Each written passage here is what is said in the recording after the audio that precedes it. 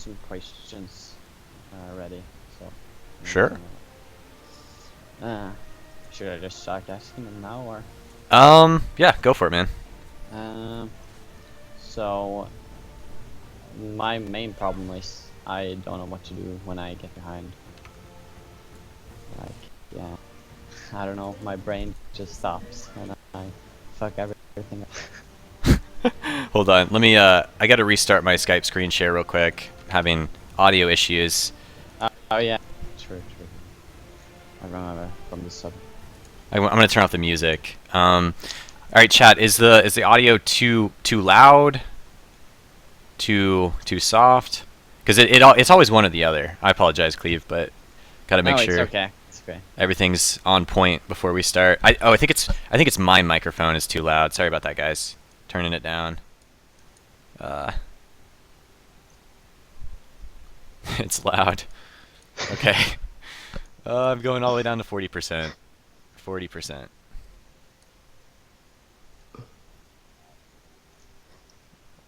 Okay. Skype's fucks your volumes. Yeah, it messes everything up. I wish I could normalize it. Is it still too loud, guys? Better? Perfect. Okay. All right. All right. Sorry about that, Cleve. You were talking about having trouble coming back from being behind. Yep. That's what my main problem is. Okay. So if I fuck up my early game, I'll pretty much fuck up the rest of the game. What do you think that is? I don't know. I don't know. It's like I just miss every hook from. If I miss one hook early game, most of the time I just miss everything the rest of the game. So do you think that's a problem with like tilting? Do you think you're getting like Yeah, upset? probably. Yeah. Probably tilting. Because I see the free kills and I don't get them, and I get sad. Well, one of the things that I would do when I was having problems tilting is I would I mean there are just certain champions like Thresh and Blitz where you can have a bad day and you just like don't hit any hooks. And then you can have a great day and you hit every hook. Sometimes when I'm feeling like I'm having a bad day, I change my picks entirely. Like instead of picking Thresh, I'll pick something that, doesn't have a skill shot in the role of support. Yeah. I mean like there are a couple of them. Like you can just like narrow it down. Like Alistar technically doesn't have a skill shot. It's more of just like a timing window. Yeah. Um, but I totally feel you out, man. Like that's what it's like to be a support though. It's like you have a great game and it feels great to play support, and then you have a bad game and you're just like I never want to play a skill shot champion ever again. And that's just the case. It's just solo queue. But the first thing I would say is like maybe change up your picks a little bit. Like Thresh is definitely very like skill shot dependent. Like if you're not hitting the hooks, it can affect the games a lot. I'll be looking this game for like how you go for your hooks. Like in particular, like if you got close enough, because there are certain situations you can do where you can make the hook easier to hit. Like you can walk up and flay them first when you've hit the slow. It's easier to hit the skill shot on the slow target in the box and stuff like that. No, I'm looking at laning phase right now, and we'll go back to your question a little bit later once we see some more footage and stuff like that. You guys hit 2 before them, but it looks like the play is a little bit dragged out. So this is how I would handle this play. You're getting really close to level 2, and you want to know exactly when you're going to hit level 2 before they do. So Yep. you don't want to like start going in exactly when you're 2. You want to start going in when you're still level 1. Like your ADC is like finishing the last minute, and you're already on top of their ADC. So in this situation, you should be controlling the bushes more. Instead of being out in the lane, be hidden. Go into the bush. Like a Soraka Misfortune lane, you can like just, biscuit up early game. If your plan is to kill them at level 2, this is something that I sometimes do but don't always suggest. You can hit 2 before your opponents if they don't push as fast as you, and one of the ways you can like stop them from pushing as fast as you is by simply letting them hit you. Instead of them hitting the minions, if they're hitting you and you're trading on their ADC at level 1 as a Thresh, it's actually pretty great. Because you have 4 biscuits at level 1 with the utility mastery, and an AD carry only has like the sustain from Doran's Blade and Health Potion. It's different in this lane because they have a Soraka, but in this case, like I would be preparing to know exactly when I'm going to hit 2, and like you're obviously trying to hit 2 before them, but also trying to position yourself so like they're getting zoned for the minions or they're hitting you and you're controlling the bush. So if this, this early in the game, if you take like 10 auto attacks, I mean, yeah, you're gonna die. But taking like 3 auto attacks and then like, being half health on Thresh against a really passive lane like Misfortune and Soraka, you're still gonna kill them. So in this play, right here, like if you had just done everything the same up until this moment, you can still make this play work if you flash Flay and then like go for the hook on Soraka and you ignite Soraka and you and Vayne go for the kill. Because you both can just like basically like the Vayne can chase down the Soraka and flash to counter her flash and you get first blood. So first blood is still possible in the Soraka, but the flash Flay has to happen. Like you have to react really quickly and it has to be very confident. That's one of the other things about the role of support that can really up your game and make you a better player is like practice things that make you uncomfortable. Like in real life, it could be like talking to girls and stuff like that. Like that's something that we're all as guys, like we're all always trying to like get better at something like that. And the role of support, it's like going for these big plays like this. It's hard. You feel bad because if you flash Flay and like miss the direction of your Flay, like it feels bad. Like I've been in that situation. And it's like getting rejected by a girl or something like that. Like you ask for a number and she's like, no. And you're like, fuck. Oh, everyone just saw that. But it's like the same thing. Like to get better at it, you got to practice it. You got to fail to succeed. And this play is the same thing. Like you got to go for it. It might not be there, but you got to try it. So these are the type of plays I want you to start trying. Like the plays where all you got to do is take the risk. And if you start executing it better, then like these are where the free kills are at. Because the flash Flay hook ignite on the Soraka is guaranteed. You waited a little bit too long to go for the hook. Once she was already that close to the tower, if the hook had hit, your Vayne was too far away. Yeah. Oh, yes. But the way that the Soraka lane wins, the way that they win is by just out sustaining you. So if you don't ever find that all-in window against the Soraka lane, like they'll just start beating you by default. But the good news is, if you land that one great play in the Soraka, she's gone. That's why she's kind of a risky pick sometimes. But you and your ADC got to be like on point with it. You got to go for those big plays at level 2 and try to kill them. You're doing a better job of controlling the bushes now, but they have more control of the lane once you started controlling the bushes because they just out-sustained you. Like they'll poke. In this situation, you guys have to both go back, or you're just like you're gonna die because this Soraka will like just keep biscuiting up, keep healing the Misfortune, and that's that. So Soraka lanes, they're gonna work by out sustaining you. You gotta go balls to the wall and just kill them at level 2 or 3, and like you gotta commit. So you and the ADC gotta like really commit to the play, and in solo queue that's hard. And that's why Soraka can sometimes be a fantastic pick, is because if the synergy isn't there, then what'll end up happening is like something as easy as Soraka can succeed. So it was a 2-for-1. Misfortune pretty much didn't need to flash there, but she decided to go for the extra kill. And your Vayne got the kill. So the CS is even, and the difference is actually very negligible, even though there was an assist to be had. You guys are coming back to lane with the same items. Misfortune did not need to go Vamp Scepter. You don't need Vamp Scepter on top of having a Soraka lane, so that was a mistake. I don't know if she had enough gold for a pickaxe. Oh, she definitely did. But Vayne getting Vamp Scepter in this lane is okay, because it helps combat their sustain. But you got to count their summoners too. Like, it's kind of obvious when Misfortune like flashes in the turret and dies, but in an all-in play, sometimes it is difficult to see what they use because you don't know if they used everything or like saved exhaust or something. But in this case, normally you go for the Soraka every time. If the Soraka's out of position, you kill her. But when their ADC has no flash and it's really early into the game, you can still go for the ADC in a Soraka lane and like kill the ADC, but it's only if you have Ignite. So if your Ignite is not up and you like hook and go for the Misfortune, you guys will probably still lose because you don't have enough items. But if Misfortune doesn't have her flash up and you have your Ignite, you can still like brute force the play. But you guys are still in an okay position to win this lane. It just comes down to like controlling your all-in windows and trying to minimize the poke you take. outside of those all-in windows. Because like, you know, trading onto the Misfortune right now, all these trades are, they're not getting anywhere. Like the Soraka has so much health regen from her coin and just the sustain from Vamp Scepter, health potions, and Soraka. You don't want to go for trades in Misfortune. You only go for all-ins. So as Thresh, in your position, a Thresh can sometimes pull, like, really bully AD carries. Like a level 4 Thresh is pretty scary because you like walk up, auto attack Flay, and you like chunk their ADC by 30% of their health. And ADCs like don't do quite as much damage as that.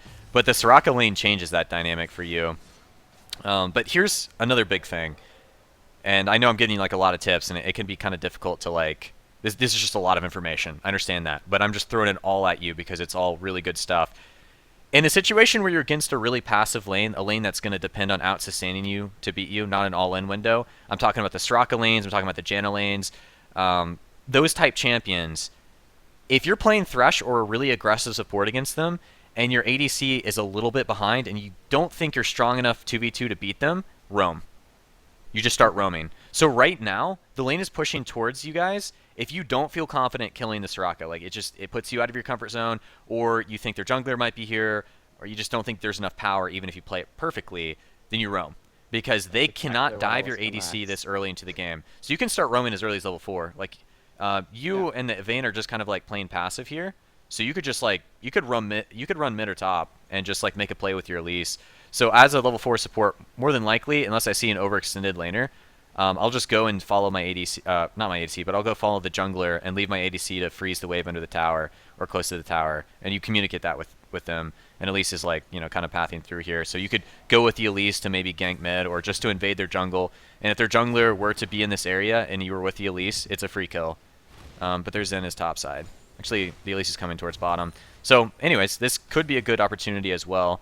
If your jungler is planning on ganking bot, it's obviously better for you to be there. It looked like she was going for mid, but yeah, they're overextended.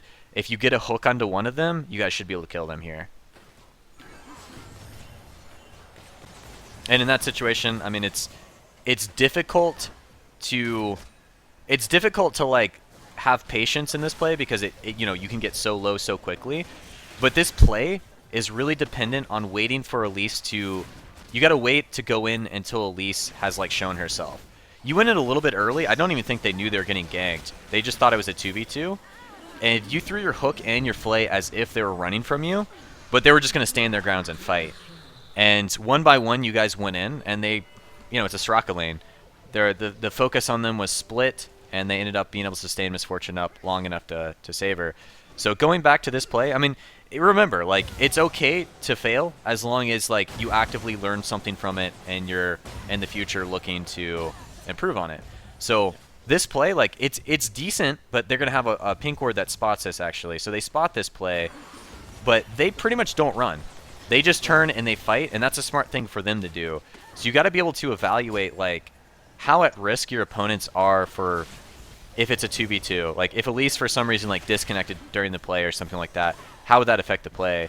The truth is, like, yeah, the Misfortune and the Soraka they've got a decent enough position to win it. Yeah. And that's just that's just the Misfortune Soraka lane. It's actually pretty strong. Yeah. I found out. Yeah. I mean, I do recommend Misfortune. She's got like a great laning phase, but MF Soraka can be pretty strong. She just falls off really hard late game. Yeah, this was a really weird matchup because I rarely see MF and Soraka play, so I don't really know how to play against them. Right. Yeah. But it's okay. Like, it usually centers, like, the early game's all about the support versus support. Like, Misfortune, the damage difference between Misfortune and Vayne is still there. Like, obviously Misfortune will do more this early into the game. But it comes down to, like, understanding the support versus support matchups. AD carry and support can sometimes have great, you know, fantastic synergy early game. Like, the old Lucian Braum lane was just terrifying because they could proc the Braum passive so quickly. But nowadays, because AD carries are just so much weaker, it really is just a support versus support. So don't get too hung up in like the variables, because there are so many combinations like Soraka Urgot, Thresh Urgot. You know, there are like so many different lanes to keep in mind that are possible, but you just got to know the support versus support matchup, because that's really for at least the early game, that's what really matters. Yeah. But you know, I'm not too afraid to roam when we're this far behind. Like when it's so far behind that you know you can't win 2v2 ever again in the lane. That's like you just gotta like give up your tower and roam. Actually, that was really good. She just like walked into it. Holy moly, that was really good. Okay, so I just said that there was. Okay, hold on. I just gotta wrap my brain around this play. Okay, so you played this perfectly, by the way. This was like a huge mistake by Misfortune. Like she just kind of like ran at you. But yeah, she's got like a BF sword, like substantial lead, substantial lead. But like, yeah, I mean, I guess if they do that, it works. I mean, I would have started roaming because after the Misfortune triple kill, it's like if they play it correctly, there's no way to come back from that. But that's the difference. Sometimes stuff works in low elo that shouldn't work, you know? But it's like you still abuse that. So like a play like that, abusing Misfortune, getting out of position is great. But if you add that to your repertoire in addition to like the early game aggressiveness and confidence, like that's what really adds up. But a play like that, it's not going to really work in Master Plus because the AD carry won't leave the minions against the Thresh and get that close to your tower. But it was still played really well from you. You hit everything on point.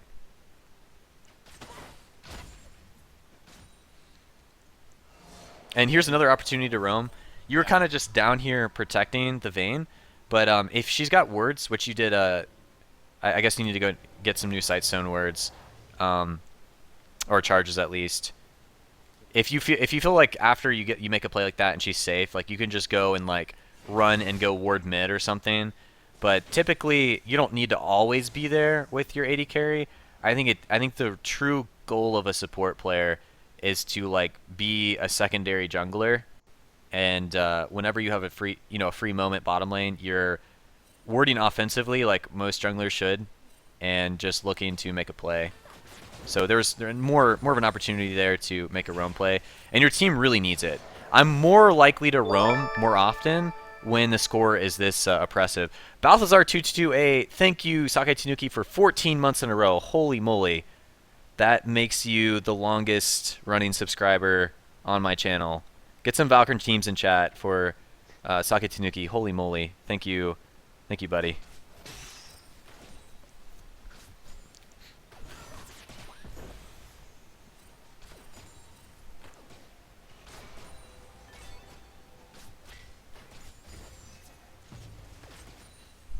But yeah, your team is really struggling this game.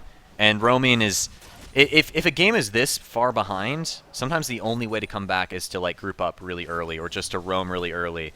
And I think that's what you should be focusing on this game. And for future games, especially in low elo, I've seen when I've coached players, I've seen like I've done live coaching in the past. I've seen like a dramatic increase in wins when they roam because their opponents just start going in all chat and raging. They're like, why is this support in my lane? Their top laner just like rages because you're just randomly in his lane and he dies because of it. It tilts them.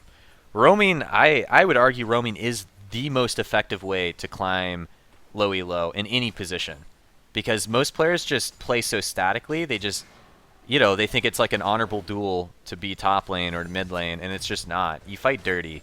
You go and you try to tilt them, and you just try to get your team back in the game as soon as possible, because you could probably calculate that at least half of your games in low elo are going to have someone that underperforms on your team, and then you could calculate the other half of the times there's someone on the enemy team that underperforms too. And that's sometimes called feeding. Like, people will be like, that guy's feeding. It's usually the better term for it is underperforming.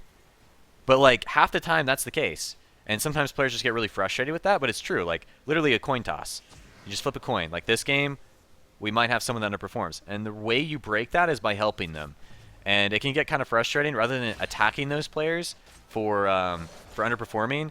Like you just simply have to buck up and like help them. But I know I've been talking a lot about roaming, but there are a lot of opportunities right now in like the past couple minutes where roaming, is the best option because nothing's happening down here.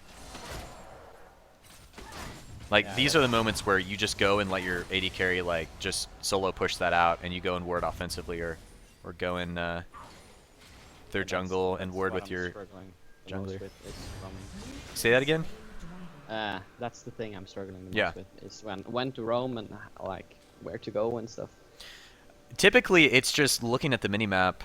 You want to see like who's overextended. Sometimes in my games, like even in Master Plus games, you see people mid lane like just totally disrespecting the Mia calls and stuff, just pushed up to your allies' turrets. Sometimes it's not as obvious. Sometimes like the lane is in the middle or closer to their side, but you can still make a play work. So what I would say is like Cleve, if you don't know, if you feel like unconfident with like when to roam, just test it. Just Okay. try doing nothing but roam one game and like, you know, come back bottom whenever you have a free window, but like anytime you have any downtime, just do nothing but roam. Roam to mid, make a play, run back bottom. And just keep doing that. See what works for you. Push yourself, see what you can and can't do, because if you just don't know and you never try it, then you'll never get better at roaming. And that's something that you know, you're definitely going to need to do as a support to climb the ladder.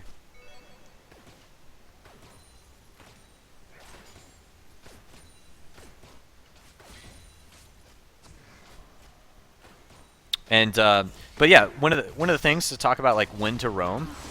This is a great hook, by the way. That was a fantastic hook.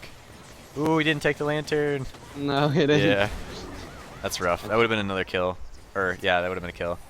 But yeah, I Zin's go coming too in hard. here, a little bit aggressive since hard. they had the Zin here, but it was still another good hook on the Soraka. It's just unfortunate that the Zin was there to stop it from happening. But as a rule of thumb, after you blow their summoners like that and the fight's been extended, you can typically count on more help coming on the way, or at least some of the time. Don't get too caught up in just like really long overextended fights, because even though you might be hitting all your skill shots and stuff, if they do get help, of course they're going to win it in the long run. So a play like that where you get all of their summoners, it's perfectly a-okay for you to back off and conserve your summoners and just make the same play again, except they won't have summoners the next time. Yeah, sure. Win in Rome, $5 Rome Kappa.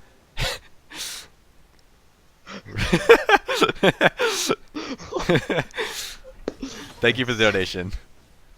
That was a good one. Blue team's turret has been destroyed. Also, another good time to roam cleave is coming back from either being dead or a recall. So in that situation, when you're dead, instead of running bottom right away, you can run top through the lane and just try to make a play, because you know, the distance is like much shorter from the base than it is to run from all the way from bottom lane to top. So on recalls, on deaths, those are good times to also look for roam opportunities, because you're so much closer to the other lanes than being so isolated. And you're just in position running through the lane. Some of the most effective ganks are just ones, you know, coming through the lane, because they might not expect it as much. They might feel safer because this gangplank could have like wards in the tri-bush and stuff. And then it's just like, I'm perfectly fine to 1v1 this Riven, and then you suddenly run through the lane and just flay him, and he's screwed. So that's another good time to roam, is just straight out of base.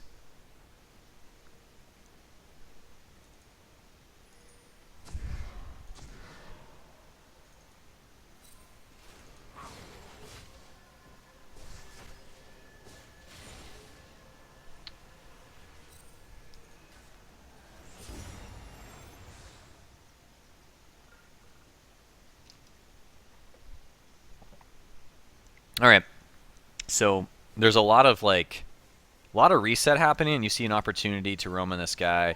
Your Lulu is doing blue. It's just going to be you and Elise versus Azir, and this is kind of strange. Like you don't really see too many Azir, or sorry, Elise and Thresh trying to fight an Azir. Like this is a strange thing. Like I don't even know how this can turn out. It basically comes down to how Azir plays it. If Azir just pops his ult and knocks both of you back, and the Elise doesn't have repel, then he's just gonna be walking away from this. But it kind of depends also on how you play it. But yeah, he just like uses his combo to pull himself away. I mean, that's an opportunity to get a kill there, but it's only if your Lulu is there as well. So if you guys were able to 3-man the Azir and like stick to him right away, that would really be the only way to make that happen. And of course, Lulu is just not there, so sometimes it takes a bit of teamwork. If Lulu doesn't want to be a part of the play, then you just have to like not go for it. But it's okay.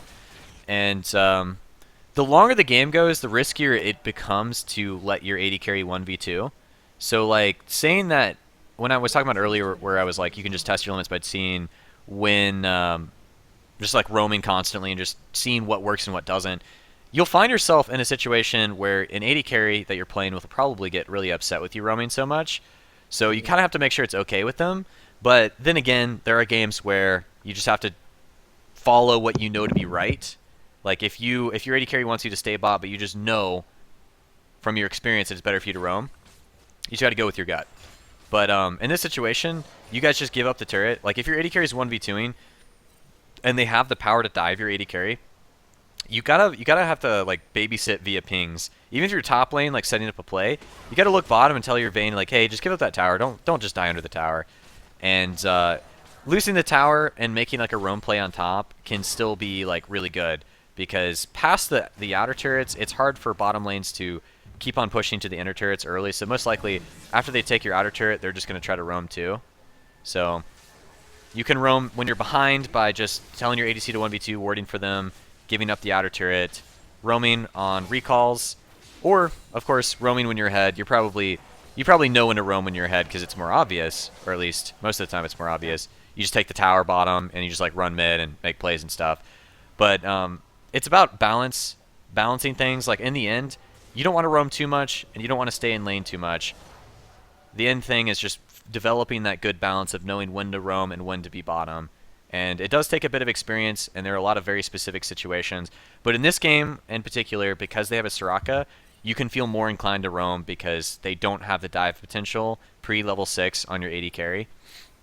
Whereas something like an Alistar lane or a Nautilus or another Thresh would be able to do that.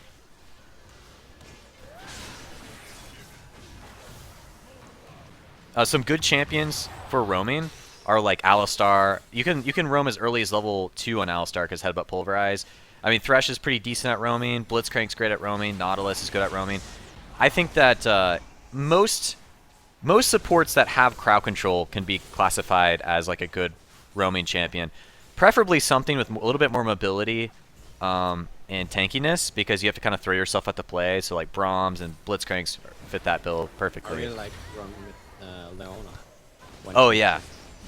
Yeah, Braum and Leona are really good for roaming too.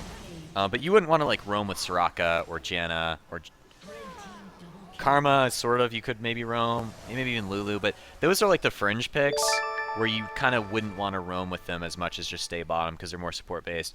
Josie City, thanks for the sub, Josie. Get some Valkrin teams in chat for Josie. Thanks, Josie. Okay, so let's go ahead and pause it real quick. So far, Cleve, you know, does this make a lot of sense? Like, do you feel like this is more on point to answering your original question? Yeah. Cool. Do you have any more questions before we continue? Let's see here. No, I don't think so. Okay, that's no problem. I just want to make sure.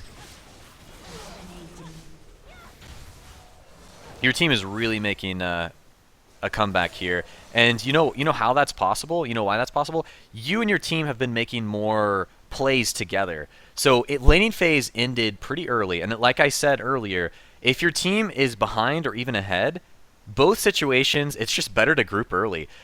When your team is really far ahead, you don't have to group, and you can just default win. But the reason why I say it's better is because if your opponents, like if this score were to be like 10-2, your opponents were just to like do nothing but roam constantly and like make plays and, you know, over time catch back up in kills. That's possible because if the game turns into like 1v1s, like your top laner stays top for the rest of the game, your mid laner stays mid for the rest of the game, bot lane stays bot for the rest of the game, it's like really dependent on the jungler and like very individual plays. Whereas like if you just brute force plays, it's so much easier. And that's why you can make comebacks so much easier by roaming as a team and just like look for kills. That's why warding's important. That's why pink wards are important. You deny their vision and you get vision up, you're more than likely going to find opportunities like this. Like you and the Riven are going to be way more better suited to kill this Gangplank than just Riven in 1v1. Oh, Gangplank is so strong. Yeah. Yeah, that was terrifying to watch. That reasserted my opinion about Gangplank being a strong pick. Yeah. If he didn't Q me that one time, he would have killed us. Yeah. That's Gangplank. But yeah, imagine if Riven tried to make that same play and you weren't there. Like, she would just die and Gangplank would be like at your second tower. And that's just roaming is so good. Like I don't know, like, in all honesty, I don't know of anything more important than roaming from every position. Like top lane, like one of the most important things is like great teleport plays. And that just, you know, kind of is classified as roaming. In Season 5, in general, it just became all about, like, making plays as a team at the right moments. So, like, if you make a roam play at a bad time, yeah, it can backfire. Like, if you're roaming into a play where their support and their jungler are coming into, like, it could backfire really badly. Oh, wow, great hook there. But the cleanse, of course, countered that. But that was great.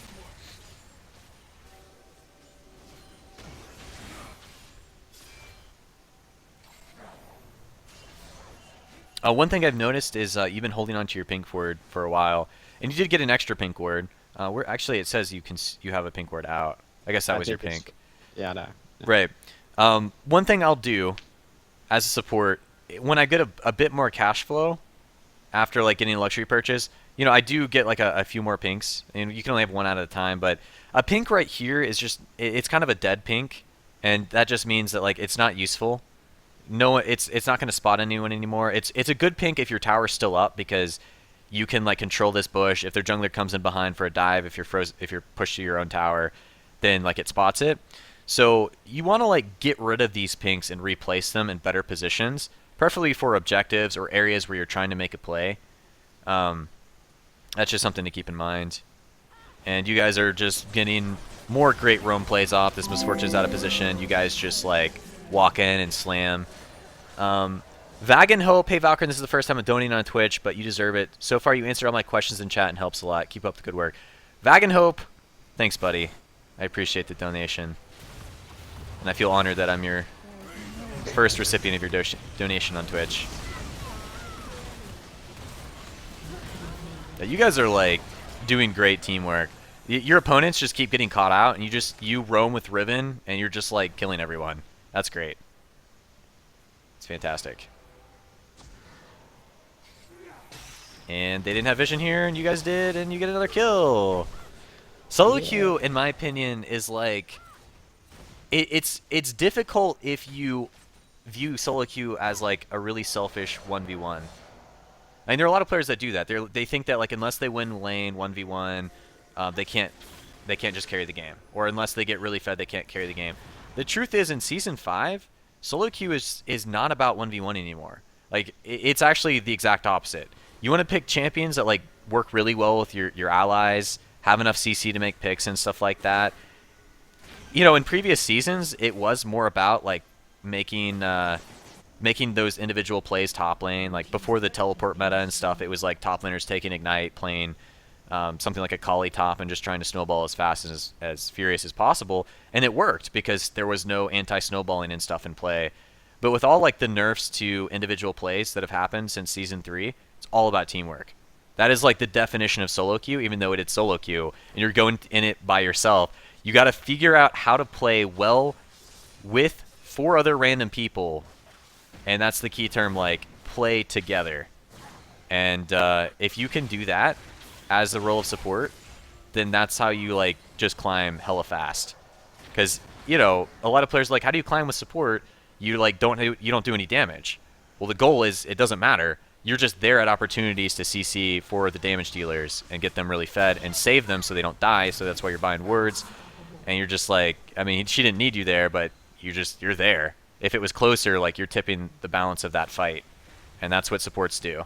You're like a secondary jungler, you tip the balance of fights, you set up plays, save your carries. They're such an important role in the game.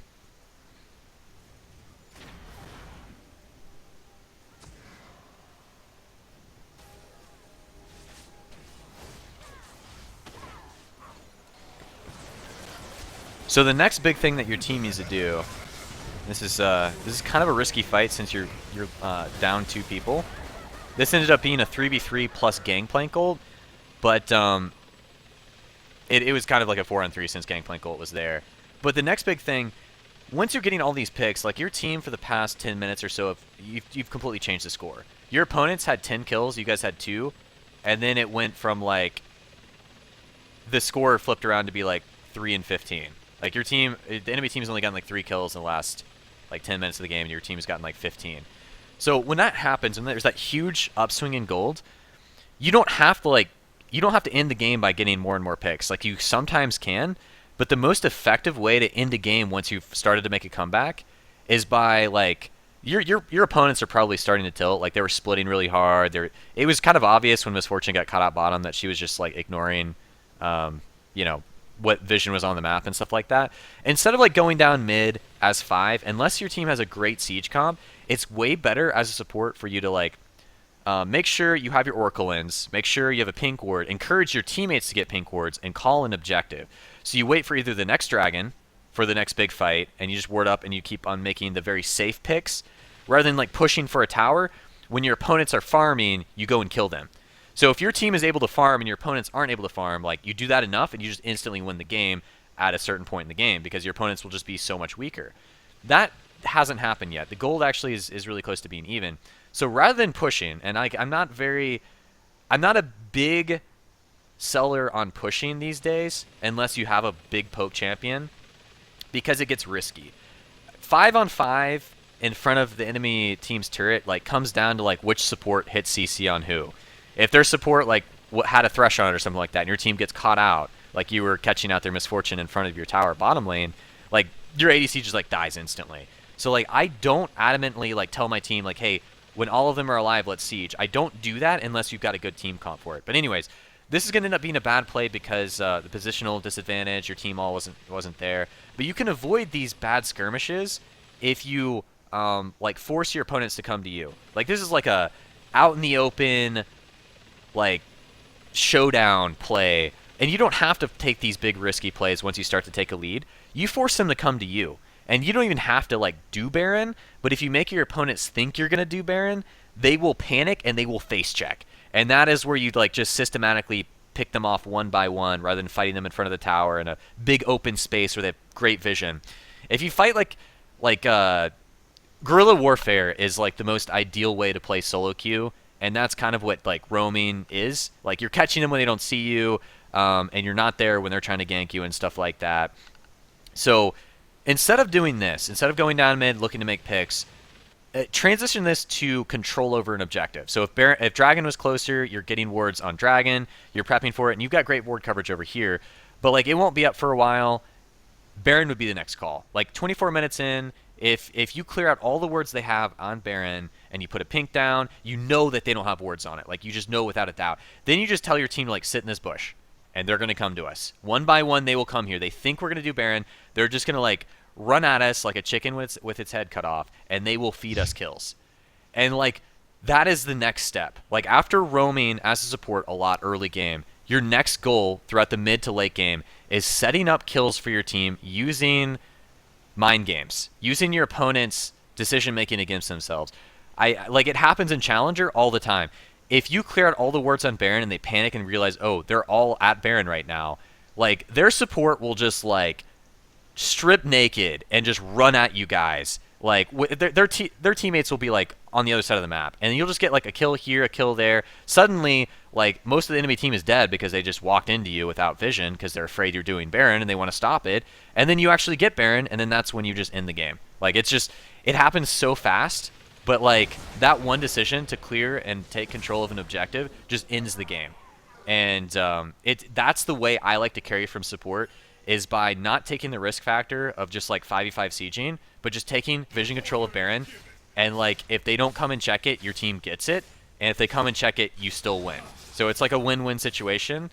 Obviously there's still room for error if your team like messes up really hard, but if the enemy team has no vision and your team has wards like leading up until where they'll go and check Baron, like you'll catch them and you'll kill them one by one, and that's how you like get the big objective and also make the game easier.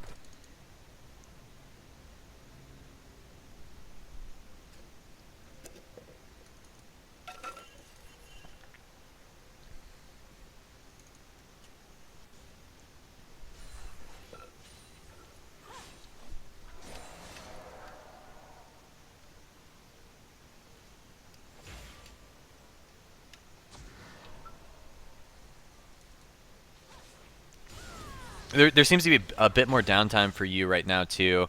The enemy team is like, you and Ribbon are like pretty overextended. As a rule of thumb, you don't want to be pushing to their tier 2 turrets if you don't have your team behind you or you don't know where your opponents are, because you don't have the best word coverage. You and Ribbon are just here. The only way this works is if your opponents just like don't react to it at all, and you shouldn't like depend on like making good plays by like severe mistakes from your opponents. This should be like them catching you out here. You and Ribbon are just like Vayne is like off in La La Land, and so is Elise, and Lulu is just whatever over there. So you got to like start rallying your troops. You got to get your team to like do something. It doesn't even have to be over an objective. It just has to like not be Elise like wandering her own jungle at 26 minutes, and Dragon's up, and you just got to make sure that if no one on your team is shot calling, you got to make sure you're shot calling. If there's no shot calling involved, like if there's no one like trying to get the team to work as a team, like you are risking losing that game because there is no leader. And like there are leaders for a reason. Like military troops and stuff like that would not succeed if there were no leaders. Like it would be pure chaos. And that's what solo queue is, unless you take the reins. So if no one's shot calling, you got to be the shot caller. Like even if you don't feel like you're the best shot caller, you got to improve at it, and that's definitely a skill set that is very valuable in solo queue, but there has to be a shot caller. There has to be someone who's trying to get everyone to do the same thing. Because if that doesn't exist in your game, and you just let your team just willy-nilly like farm the jungle and Vayne's just up top lane like laughing it up, doing red buff while your team's doing dragon, this is where bad things happen. Like if your opponents engage on you at this dragon, Vayne's not here, but like you have to like set everything up in advance. You don't want to like let solo queue run its course by itself. You got to make sure that your team is like doing, or at least knowing that your team is trying to strive to do the same thing. And you still are going to lose games because it's, still solo queue, but you're going to be better off than like letting the game like just be random. And that's why a lot of players don't like solo queue, because they feel it is randomized. And there's a bit of like randomness and variance, and that definitely is there, but you got to try to like hold the reins. It's a good hook here. This fight is like split into 2 sections. Vayne is going to clean this up really nicely. But this is a really dirty fight. It definitely could have, like, you hit the great hook, but it's so split. Like, the start of this fight happens on, like, over here, but then, like, Vayne's, like, not even here yet. It's really messy, and, like, it could backfire. Like, these are the plays that, like, get me worried and keep me up at night sometimes. Because it's, like, your Vayne is, like, literally, like, flashing into the enemy team. And it works because most of the enemy team is focusing on, like, there's, like, a 3v3 on the right side, and there's a 2v2 on the left side. And it's, like, a Gangplank and Misfortune versus a Riven and a Vayne. And it's just, like, because that ended up being the 2v2, like, the entire fight snowballed because this 2v2 within this team fight, like, went so well in your favor. Like, you guys, like, are starting to lose the 3v3 a little bit because they got a great Gangplank ult, and Zen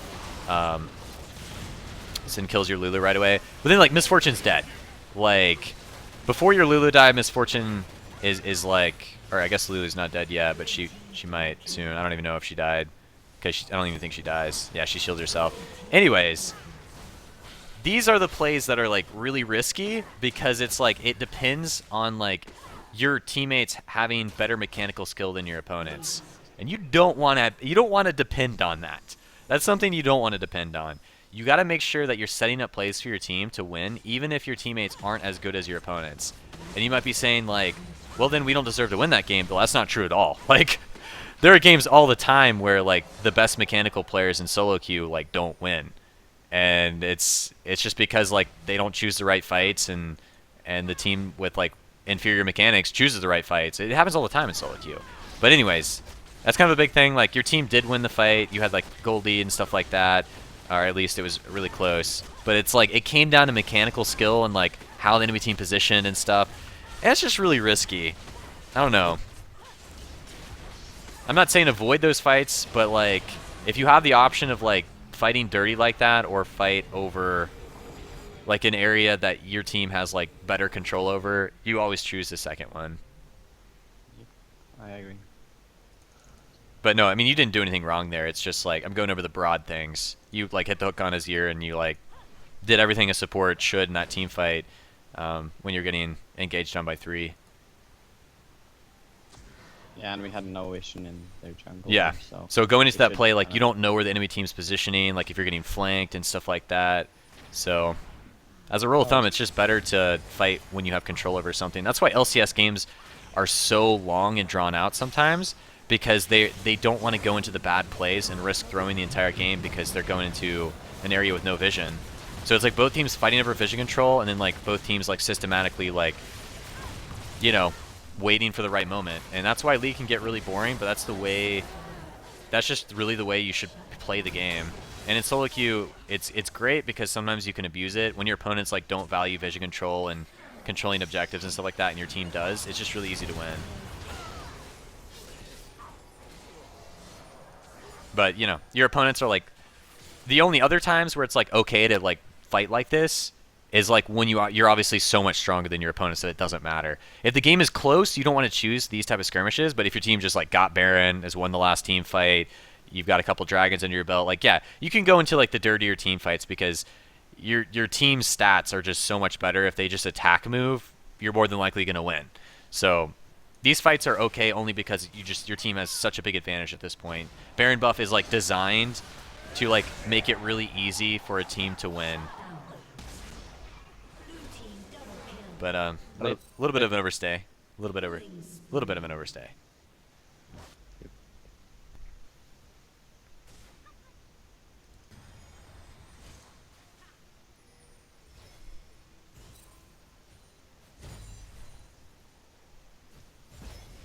Are you familiar with the term reset, like talking about after an objective? I don't know. Basically, what reset means, and this is becoming more and more common terminology in higher levels of play, at least in North America. I don't know about the other region, but reset just means sorry, my voice broke. Reset just means that you and your team all go back at the same time, and you push out the waves and then group back up after. And I don't think anyone's ever defined that, but like that's what you got to do. After you get Baron, after a long drawn out fight like that, instead of like just roaming around with low HP like you and your other teammates were doing, just looking for kills, you got to call for a reset.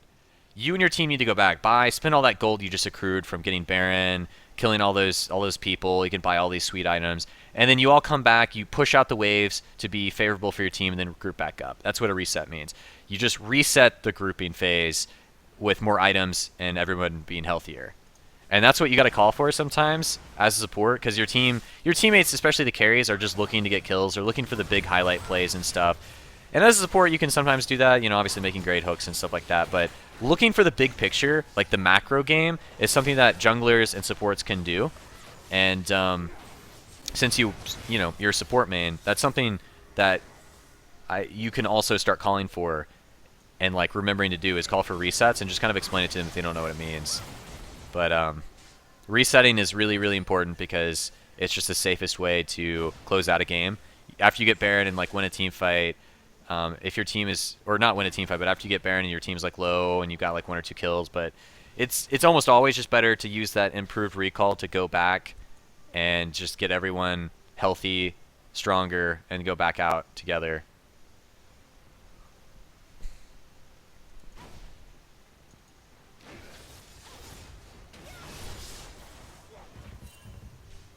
Also, Cleve, I'll upload this game to my YouTube if you want to rewatch it at any point. If that's okay with you. That's great. Okay. That's what I wanted. Yeah, no problem. And then the people can learn from my mistakes. Absolutely. I mean, it always kind of sucks because Twitch chat will never, especially in other channels, will never admit. Like, whenever you watch like an LCS stream and you see like a pro player make a minor mistake, you just see Twitch chat like blow up, like, oh, NA flash, EU flash, you know, they're just like arguing back and forth and stuff. In reality, like, you could like spectate a bronze game and just like, you know, like the mistakes are just so much more different, but it's hard for it's hard for a lot of people to separate the mistakes and be like, "Oh, I should be in the LCS because I wouldn't make a mistake like that," and it's just not true at all. Oh my! What? GPOP. Wait, I gotta slow this down. This. I know. What? Right.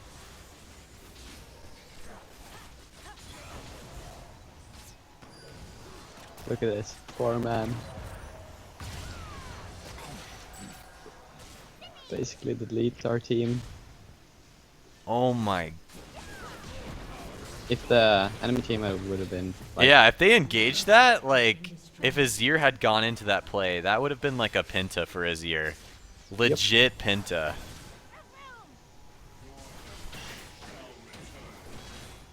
But yeah, okay, T-Shank has a question. How should you guys close out this game?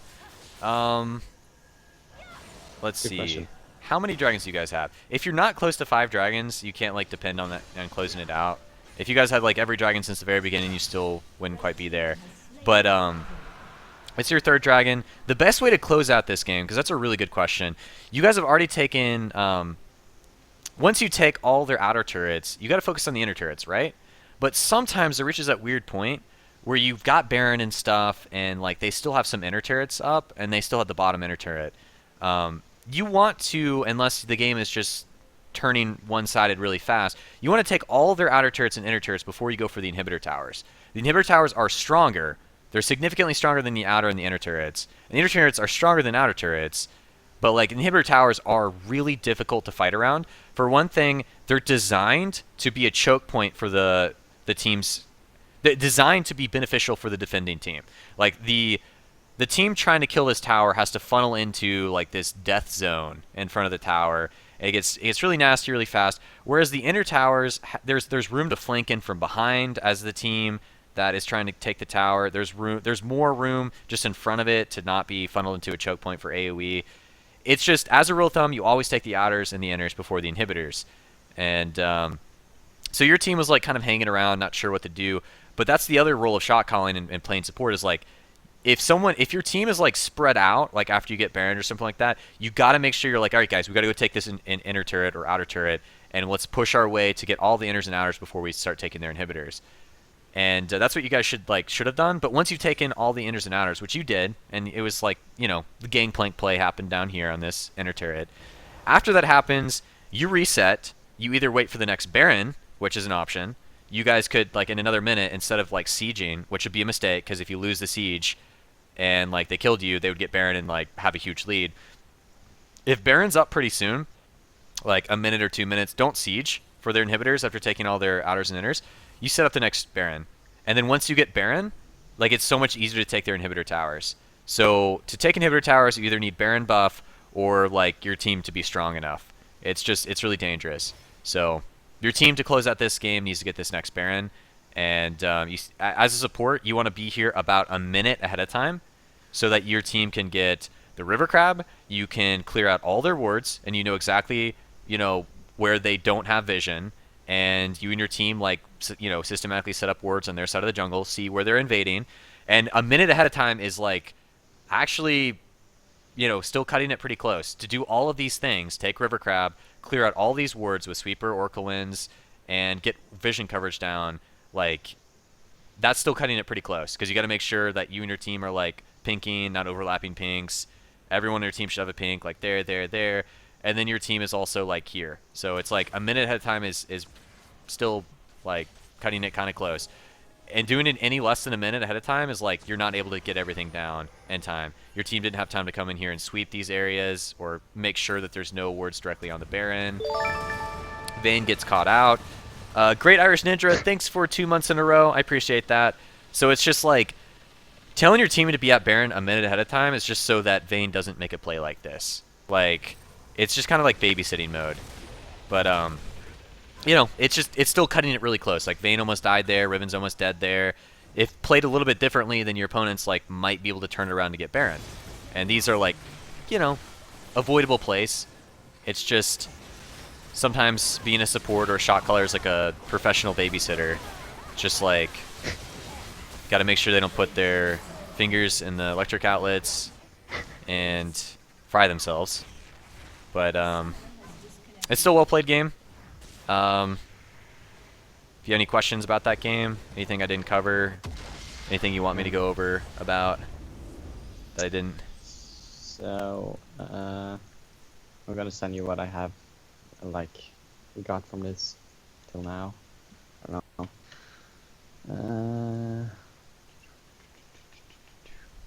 Yeah, Zeke's Harbinger, the new item thing. Yeah. When should I build it, and who, like, which ADC, or? I almost always suggest building Zeke's when you have a hyper carry. So if you have a Vayne, if you have a Callista, if you have a Tristana, Zeke's just scales so ridiculously well with them. I mean, there's supports that are better with it too. Something like Soraka is like really good with Zeke's because she can stay so safe really far back, and you don't need as many tanky items on something like a Soraka because you shouldn't be taking damage. Janna is obviously a good pick with it. I think the best support item in the entire game right now is Zeke's because Locket was nerfed, Righteous Glory was nerfed, Face and Mountain is still pretty good, and obviously a great choice for something like Thresh, Braum, something kind of tanky. But I do think that Zeke's is the best support item in the game. And unless the enemy team is like overloaded on magic damage or your team has no mobility, getting Zeke's as like a first big item is like better now than it's ever been. So I'll pretty much get it on most supports. Most of the time you don't see me build it because I just like I go for like the carry style of support, which I don't recommend doing. I just it's just what I like to do because it's more fun. But I think I would win more games if I built Zeke's first item most games. Zeke's is just in such a good spot. Like it's incredibly good. But yeah, hyper carry ADC, and you're playing a support, utility style support, or you're just playing any support like Braum, Thresh, Alistar. Those are all really good picks with Zeke's as a first item. I think it is the best support item in the game for how unexpensive it is. Inexpensive, not unexpensive. Gosh. English hard. Smork. One last question, I think. How to deal with an assassin like Rengar, for example? As a support? Yeah. Well, you get your Orcolins at level 9 as soon as possible. Certain supports are going to be better against Rengar. Like Thresh is one of the better supports against Rengar, because if you can like flay, you can time the flay to cancel the leap midair. You can just time the hook directly on top of your ADC. So as soon as Rengar lands, you hook the Rengar, or you can box directly on top of your ADC, so your ADC can kite the Rengar. Alistar is really good against Rengar. Headbutt Pulverize, your ADC kites kills. Braum's good against Rengar. Anything with a lot of CC is good against Rengar. Lulu's good against Rengar. I wouldn't say Soraka's great against Rengar, but at least she's got the pool for silence and the snare. The only way Rengar will kind of outplay you when you're in the role of support is if you don't expect him to be ulting on your ADC and you don't react in time. So you got to get the timing down. Orcolins, you pop it as soon as the exclamation point pops up in your head, and just kind of expect to you have to like plan for two situations happening, like they jump on you or the ADC. It also depends on the team fight, like they might jump on your AP carry, but you just got to look to try to stop them from doing as much damage as they can, because that's what they're going to do. The Rengar's just going to try to combo as soon as he gets on someone. And if it's a super fed Rengar, well, if the Rengar jumps in and only kills one person and you guys kill him right after, that's great. But the only way it backfires is if Rengar jumps in your team and then your whole team dies at once. But there is no like foolproof plan against Rengar. That's why he's still a really solid pick in solo queue. Getting your team to group is one of the best defenses. If your team is split pushing, that's a big no-no. Past the mid game, no one should be splitting in side lanes against a Rengar. That's where he gets fed. He'll go for the 1v1s over team fights until he gets fed. Okay.